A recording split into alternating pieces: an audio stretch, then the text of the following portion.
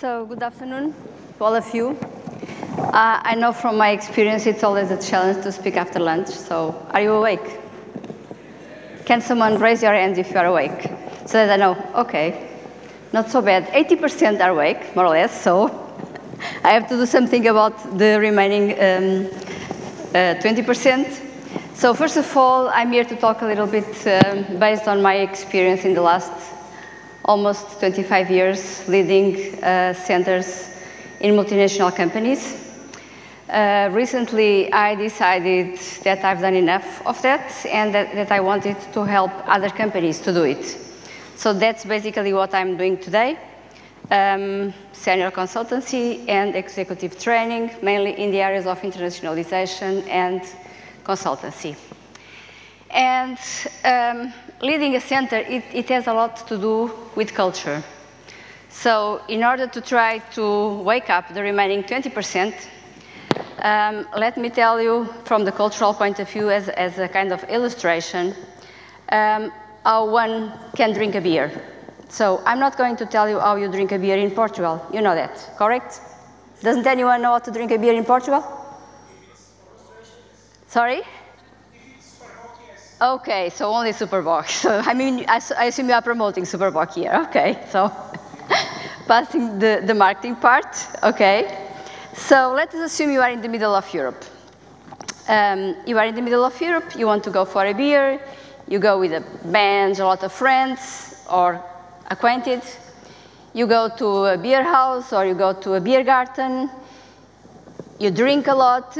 After some half an hour or 1 hour, you start singing. Then you jump to the top of the table. You start dancing, and that's it. I mean, your night is going to be fun, okay?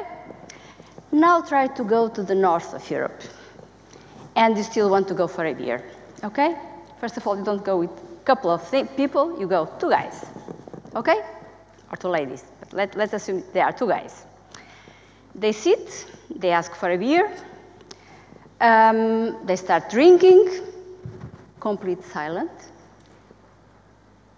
no dancing, no music, no singing. And at a certain point in time, maybe one guy is going to say, the beer tastes good. And the other guy most likely is going to look to the other one in a very strange way and is going to answer him, are we here to talk or to drink? Okay, so, of course, that's not the example in itself. It's more about the culture, and this culture affects the way you behave in your daily life, in your work life. Let me give you an example from Asia. So sometimes I was astonished with the situations. I was going through the corridor, I was going to my place, and I've seen someone like laying down. And I thought, oh, this guy is not feeling well. Maybe I should call the doctor, because we always had in our premises a kind of nursery and doctor and so on. But first I decided to ask, and this guy was from Asia, not relevant where it was from. And I said, are you feeling okay? And I said, what happened? What happened? No, I'm asking if you are feeling okay. Yes, I'm just taking my nap.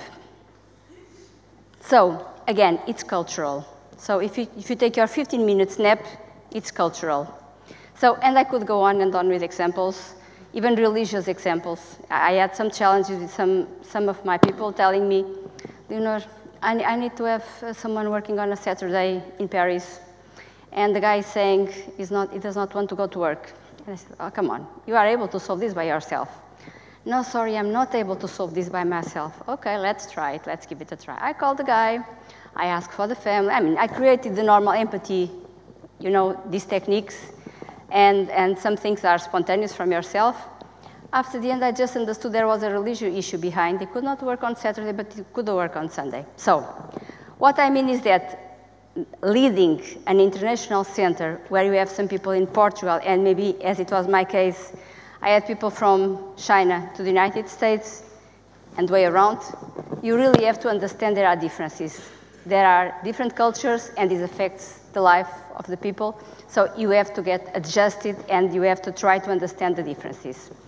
So having said that, Leading a center is not only about leading. I think we have to think about several stages. We have to acquire, we have to set it up, we have to lead it, we have to maintain it sustainable, and you have to have a vision.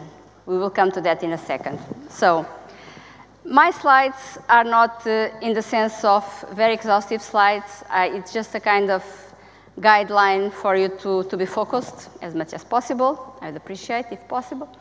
But it's not so much about the content itself, it's more the bullets. And of course, you will have my contacts at the end, and you are welcome to contact me informally if you really would like to know something else. So I will focus in some topics. So first of all, what is the motivation to create a center? Of course, this works for multinational companies, but this works also in the context of internationalization of companies. Assume you are entrepreneurs, you want to internationalize. Not of you will be internet-born companies, so there will be different types of companies. So some things I'm about to say, I think they will fit to your reality. Some things are not going to fit, so I hope at least some of it is going to fit. So then you need a strategic definition, so you need to know where do you want to go, where are you, and so on. Then innovation and sustainability. So innovation, we will come to this in a minute, but I mean, it has to be sustainable. Then support functions. How does it look like the organization of a center? What are the different types of roles? Knowledge share, managing resources, challenges, and opportunities. So trying to cover the majority of the topics. So let us give a deeper look on these topics. So first of all, what are the motivations to create a center? So sometimes you have a local customer. This is typically the case of China or India. And you need to make business there. The only way you need to do it is by being present there. The same thing applies nowadays to Africa. I don't need to name some countries, but you know, in Portugal, if some Portuguese want to make some business in some countries, you have to be present, even with a partnership locally. Angola is one of the cases, but you know, there are many other cases. Then, of course, another possible motivation is the resource qualification. So Portugal is, from the resourcing point of view, well reputed. So I think this could be one of the anchors to do it. Legal obligation. So in some cases, when we have a contract with partnerships, there is a legal obligation to have a local entity. In Portugal, this is not so much the case anymore. I think this used to work in the past. It's not working. It's not valid nowadays. Usually, there is not such an obligation. Productivity positioning. I really don't like to talk about low salaries. I really don't like to talk about salaries at all. I like to speak about the trade-off between productivity and what does a company get for it. So don't focus on the low salaries, focus on the output, on the throughput. Is it good? Is it bad? So if we are focused on the what to do and not how much does one person cost, because at the end, the company is not going to evaluate one person. At the end, from the global point of view, statistically, we are going to look into the productivity itself, not to one concrete person. And, of course, flexibility in the sense of resources and this kind of stuff. Labor laws, for instance, I always have to go through this topic. Labor law, for instance, in Portugal, people think that if we have more rights, we are in a better position to attract centers. Wrong. The more flexible we are in terms, wrong according to my experience, the more flexible we are in terms of labor law, the more easy it is to attract international investment. Then, of course, if you have already some center installed, it's an anchor, so it's an existing. And finally, of course, especially if you think about multinational companies, if you have a nearshore strategy in a multinational company, Portugal is quite a convenient place because it's not so far from everything, and we don't have limitations with visa, so we can easily go to any part of the world without such a big problems with visa, which is not the case of, for instance, India. So sometimes you get like 1-2 months to get a visa to go to a customer, and sometimes we need to put people in the customer in 24 hours. So moving forward, strategic definition. I will not cover all the topics. I have to be synthetic. So I think it's very important that, okay, now we have acquired the center. The center, we are going to set it up, but it's also very important that we know where do we want to go. Where do we want to be in 2 years, in 5 years, maybe not more than that. You cannot, of course, you can define at least independently where we are, a short, a medium, and a long-term vision. And it's not the vision approach, the Portuguese vision approach. The Portuguese vision approach sometimes, and I'm not saying that's your case, but typically, I'm statistically speaking, that's the good part of the statistics, okay? So from the Portuguese mentality point of view, statistically, when we think about the vision, it's we define a vision, that's done, move on, let's go to the next stage. That's not what we need. We need to define a vision, we need to define measures, we need to define owners, we need to define dates, we need to define a follow-up, we need to define change management. I mean, there are lots of things we need to do. And that's the beauty of it, I think, because if you just think that this center will exist forever, forget about it. This does not exist. It's a lot of work, it's a lot of discipline. Discipline in the sense of being consequent, not in the sense of military discipline, but in the sense of follow-up, adjust your vision whenever needed, and move on. Then other aspects are, it's not enough that you define the vision.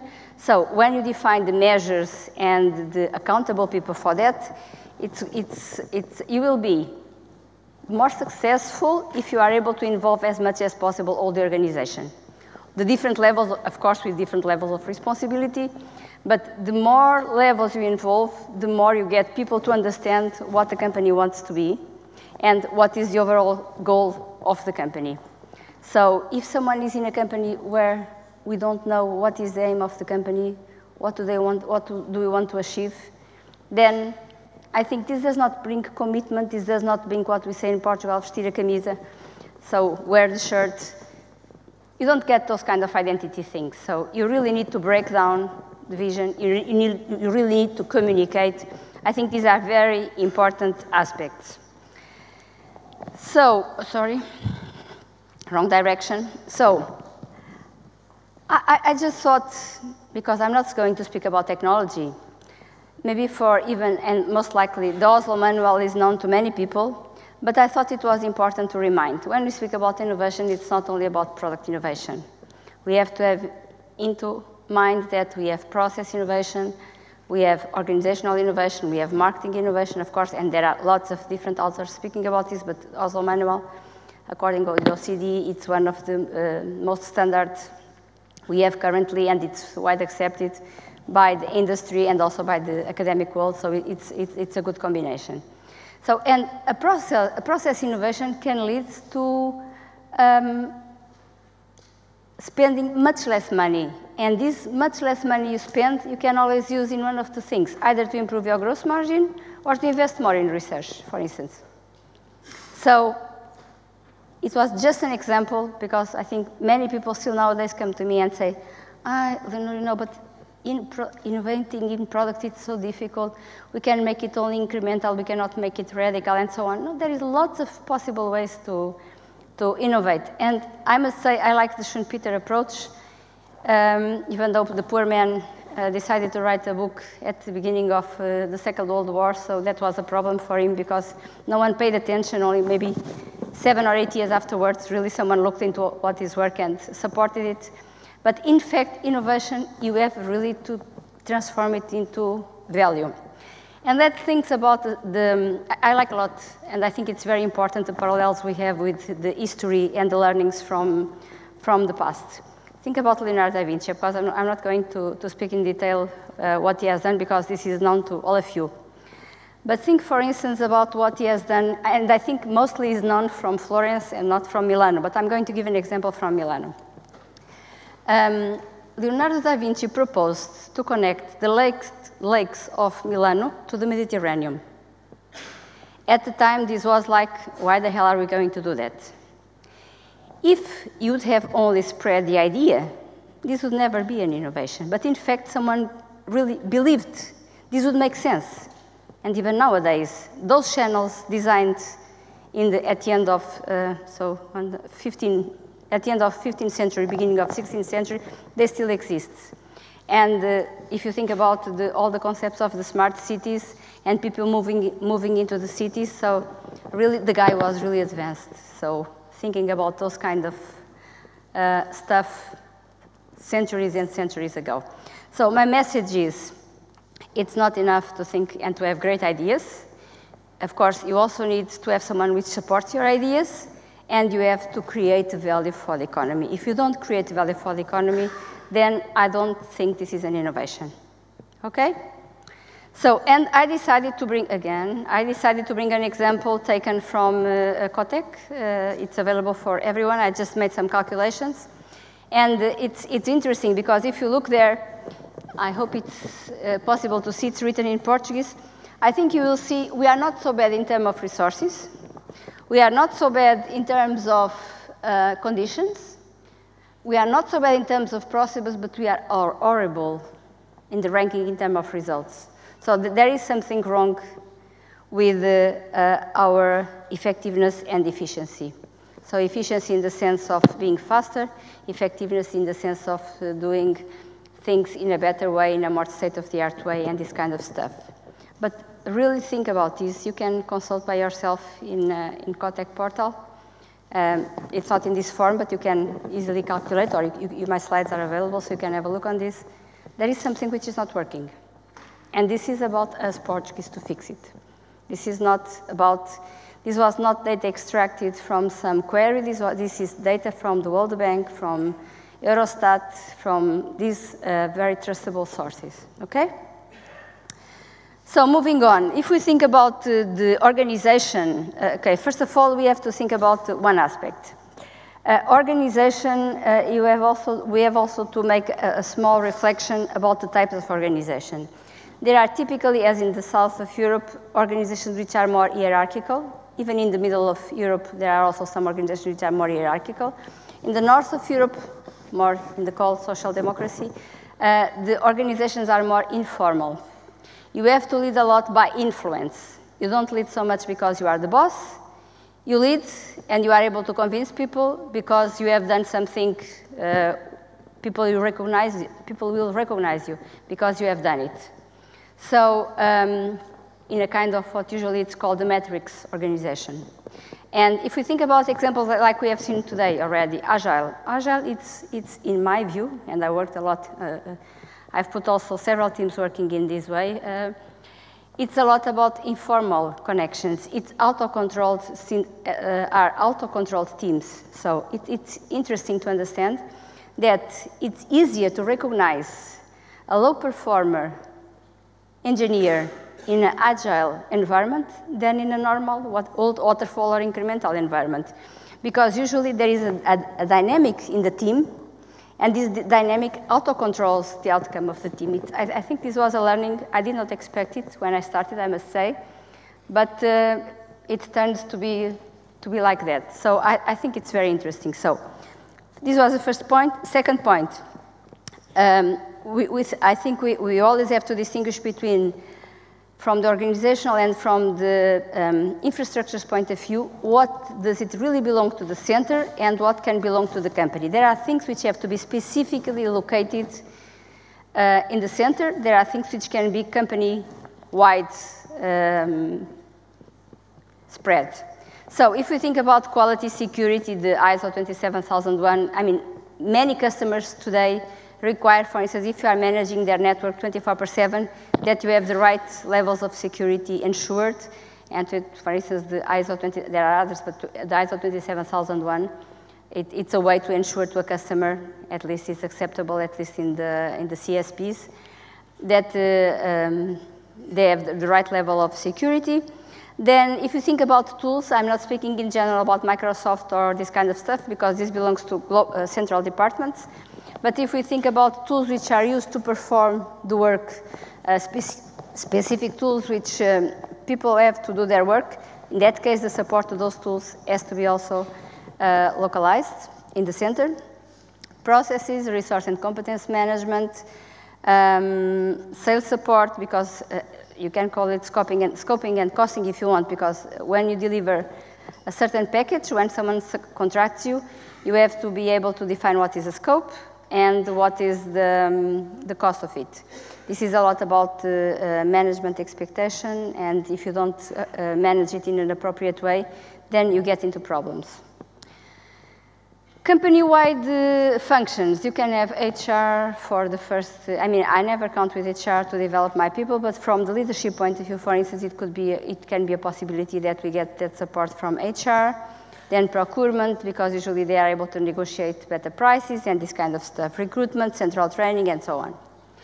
Knowledge share. It's very important that we have ways where we have the information. We have kind of repositories. It's important to have practices to share the available information.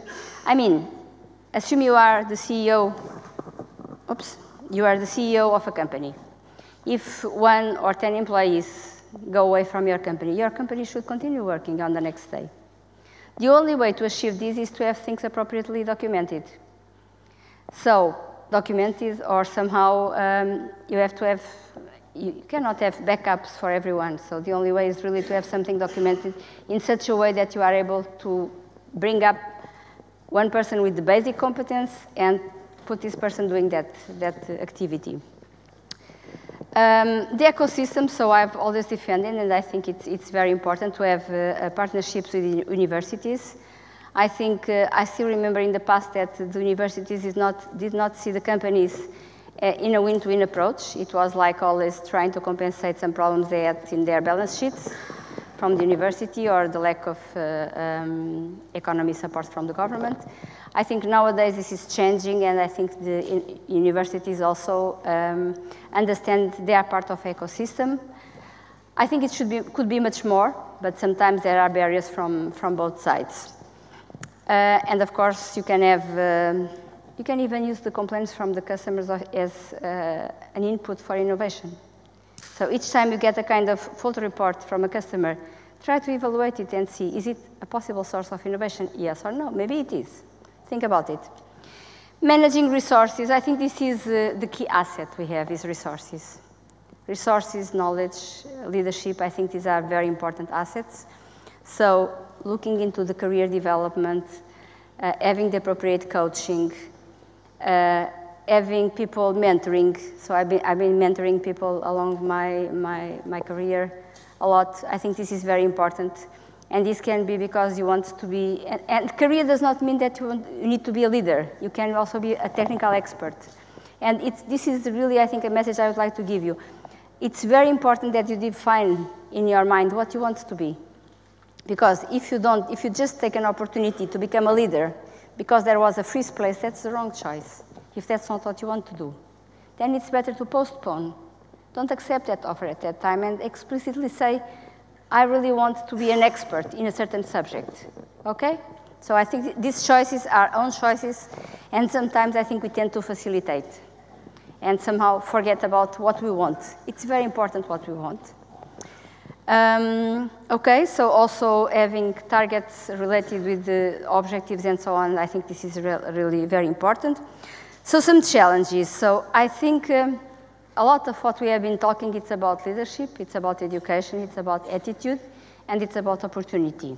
So if we don't have the right education in the universities, if people don't feel entrepreneurs, if they don't feel they have a certain attitude, then we have a problem. And this, for instance, is connected to another point, which is Portugal is currently, I don't know if I have it in this slide, it's not recognized as a brand. So if you think about Silicon Valley, we think about innovation. If we think about Israel today, we think about innovation. If we think about India, we think about mass production of software, okay? So we don't think anymore about call centers, but maybe we think about IT, mass production of software. So when we think about Portugal, what do we think? Currently, people start to think about golf, tourism, but we don't have yet a technology anchor, and we miss that. And I think it's all up to us to come to the point where this becomes, we need a brand in Portugal. This is all about us. This is about going to the universities, teaching this in the classes as well, having the right motivation for people to understand how much this is needed. We could have a much better we should be in a much better economical situation if people would really take this very seriously. Then, of course, we are in a dynamic market. It's not easy, so we are in a very difficult market. Intellectual property rights, this is always something which is always a challenge. When we work with universities, sometimes it's a challenge to control the people in universities before they start writing papers. When you are not supposed to write papers. So it's very clear when you have a partnership or you have an ecosystem of companies that it's very clear defined who does what, who owns what, this kind of stuff. Okay, and of course the speed of technology, how fast the technology changes, it's always a challenge for all of us. And to have good leaders. And of course, I don't want to be negative, so I always like to end with opportunities. So it's very important to have well-trained resources. It's very important to continue working with the universities to bring to the right programs. I personally defend that some, we had the Bologna approach changing the way we work. For instance, I've studied in Técnico in Lisbon as basic training. And I know when Bologna came, they just cut the course in two. So 3 years it's called licenciatura, 5 years it's called master. The problem did not change at all. So this cannot continue like this. I think we need much more 3 years degrees, but much more, how should I say, much more fit. I think you get the idea. The unemployment rate. I think this is something which is not the case of the people in the engineering, but why not requalify people? Why not give the opportunity to people which are unemployed because they had to choose when they were 16 years old to which degree, or maybe pushed by the parents to take a degree, independently what it was, because parents are afraid that kids are not going to find a job, so going to the university, it's a good choice. But requalification is needed, and I think it's very important that we think about this and we requalify people, because we will be lacking. If we would succeed building those big centers in Portugal, we would have a problem with resources. So either we would be able to requalify people, or people from abroad would have to come to Portugal according with the actual status. So I think we have to think medium term and change this somehow, incentivizing people to come to. And we are quite flexible. I would like to give you a kind of final example. At a certain point in time, it was an activity related with video streaming. I had 2 teams. I was managing one team in Germany with German colleagues in the majority, and the Portuguese team in France. And they started more or less in parallel, but it was supposed to launch first in Germany and only afterwards in France. The fact was that the team in Germany, each time they found a problem, they identified the problem, they stopped. First they asked the question, is my job to do this? No? Okay, then I report. They reported, and if they were blocked, they waited. The Portuguese guys, it was always a nightmare in France to put them to do something, because they said, oh, these procedures, they are not okay, I would have done it much better. Why the hell are they done? So it was really what I think it's our lack of discipline. We are not able just to pick up something and do it and don't question everything. But okay, after some time they started complaining all the time and, oh, this is not okay. Okay, just do it. But then they found problems. When they found problems, they did not care if it was their task or not. Of course, they reported because they were supposed to report, but in parallel, they have done some scripts, they overcome some branches, and so on. And at the end, France launched first, and the Portuguese colleagues had to go to Germany to help the other ones. I'm not saying, and the quality of the engineer, I would say it's equal. But our flexibility, I think we could leverage a lot on that. So at the end, what I'm trying to tell you here is that we need a lot of leadership. We need a lot of discipline.